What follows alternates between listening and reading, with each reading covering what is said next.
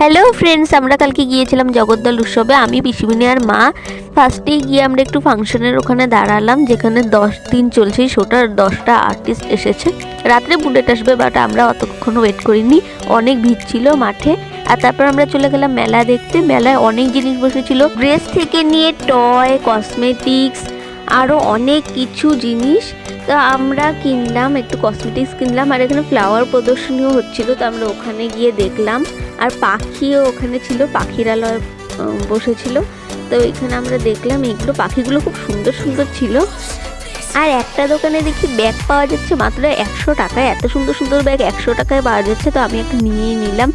তোমাদের পরে দেখাচ্ছি। আর এই যে কসমেটিক্সের দোকানগুলো, তো কসমেটিক্স দারুণ ছিল, আমারও খুব ভালো লেগেছে। আমি তো 2-1টা কিনে নিয়েছি, রুমাল কিনেছি, পিছনে মাফলার টুপি কিনেছি, আর আমি এই ব্যাগটা কিনেছি। ব্যাগ আর টুপিটা কেমন হয়েছে কমেন্ট করে জানাবে, আমাদের চ্যানেলটা সাবস্ক্রাইব করবে। Thank you.